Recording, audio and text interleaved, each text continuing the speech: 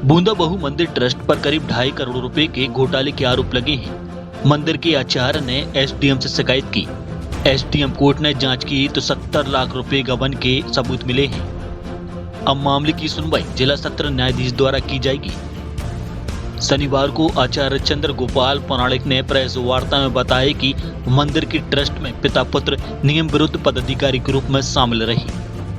साल 2017 से लेकर 2022 तक बड़े पैमाने पर वित्तीय घोटाला किया। मंदिर की ऑडिट में 36,000 रुपए जमा किए गए, लेकिन बैंक में 3600 रुपए ही जमा हुए। इस तरह बड़ी राशियों में शून्य कम करके बैंक में राशि जमा की गई। करोड़ों रुपए का घोटाला किया गया। मंदिर में एक साल में कई बार एक ही त्योहार मनाया गया। 2016 में जन्माष्टमी 5 बार, 2017 में 4 बार, 2018 में 5 बार, 2019 में 4 बार, 2020 में 3 बार और 2021 में 2 बार जन्माष्टमी का खर्च करना बताया गया। इसी तरह भगवान श्री राम के विवाह उत्सव वर्ष 2017 में 4 बार, 2018 में 7 बार, 2019 में 5 बार और 2021 में 7 लाख रुपए खर्च किए गए। ट्रस्ट द्वारा कफन वितरण में भी हजारों रुपए का खर्च बताया गया, जबकि आज तक एक भी कफन किसी को नहीं दिया गया। इसके अलावा मीडिया कर्मियों और समाज के लोगों को दीपावली पर उपहार देने के नाम पर भी हजारों रुपए खर्च किए गए। हकीकत में किसी को भी उपहार नहीं दिए गए। मंदिर ट्रस्ट के सदस्य ने साथियों के साथ मिलीभगत कर लक्ष्मण कुटी के पास गौशाला निर्माण के लिए 13 लाख रुपए में जमीन खरीदी। 4 साल बाद 90 लाख रुपए में मंदिर ट्रस्ट को ही बेच दी, जबकि वहां जमीन के इतने दाम आज भी नहीं हैं। उन्होंने कहा कि घोटाले में तत्कालीन ट्रस्ट के अध्यक्ष देवी सिंह राजपूत, उपाध्यक्ष जीडी नामदेव, उमा प्रसाद असाठी, अनुराग श्रीवास्तव, आलोक पांडे, ओम प्रकाश असाठी, कीरत राजपूत, किशोरीलाल अग्रवाल और गोपाल प्यासी शामिल हैं। ट्रस्ट के बायलॉज में अध्यक्ष और उपाध्यक्ष के अलावा 5 सदस्यों को बनाने का प्रावधान है, यानी कुल 7 सदस्य रह सकते हैं। ट्रस्ट के सदस्यों ने अपने ही बच्चों को आमंत्रित सदस्य बना लिया। उन्होंने बताया कि 2017 में भ्रष्टाचार की शुरुआत हुई, जो 2022 तक चली। वर्तमान अध्यक्ष कीरत सिंह सदस्य थे, फिर उपाध्यक्ष और अब अध्यक्ष बन बैठे हैं। एसडीएम आरएल बागरी ने ट्रस्ट की कई वित्तीय अनियमितताएं पाई हैं। साबित हुआ कि 79,22,000 रुपए रिकॉर्ड में दर्ज हैं, लेकिन बैंक में केवल 8,23,000 रुपए ही जमा किए गए। इस हिसाब से 70,98,400 रुपए की राशि का घोटाला किया गया। इसके अलावा मूर्ति निर्माण में बड़ा घोटाला किया गया है। मंदिर द्वारा मूर्ति निर्माण के नाम पर 20 लाख रुपए का खर्च बताया गया, जबकि इतनी बड़ी राशि खर्च हो ही नहीं सकती। उन्होंने बताया कि मामला जिला न्यायाधीश के पास पहुंच चुका है, वहीं से मामले की सुनवाई होगी। ये भ्रष्टाचार 1.25 साल से हम लड़ाई लड़ रहे थे। इसकी जो है रिपोर्ट आई, अभी कलेक्टर साहब को दी, कलेक्टर साहब ने डीजी साहब के पास भेज दी है। इसमें लगभग 70 लाख का तो उन्होंने प्रतीत होना बताया है, जबकि है कितना, 2.5 करोड़ का ये घोटाला है। इसमें ज़मीन घोटाला भी शामिल है और बैंक घोटाला सबसे बड़ा है। जीरो कम करके इन्हें राशियाँ जमा की हैं और इन्होंने स्वयं जो है प्रस्तुत किया वहाँ पर कि हमारी जो है बैंक है। अब ये लगा रहे हैं कि इनके ऊपर आरोप, इनके ऊपर अब सिद्ध ये हो गया है कि कार्यकारिणी नहीं ही से सब ऐसे करके उन्होंने भेज दिया कोर्ट में।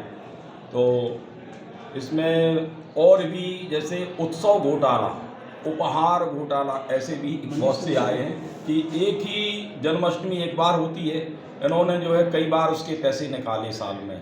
ये 17 से और 22 तक चलता रहा इनका, 22 के बाद नहीं है कुछ।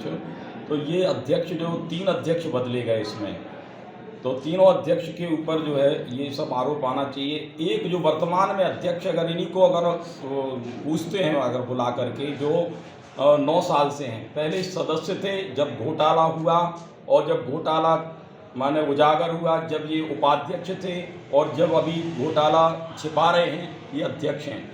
बार बार जो है छुट्टी लेकर भाग जाते हैं और ये चुनाव के पहले का, चुनाव का बहाना बना करके, और हमें अधिकारी लोग भी भ्रमित करते रहे कि अभी विधानसभा चुनाव, फिर लोकसभा चुनाव है।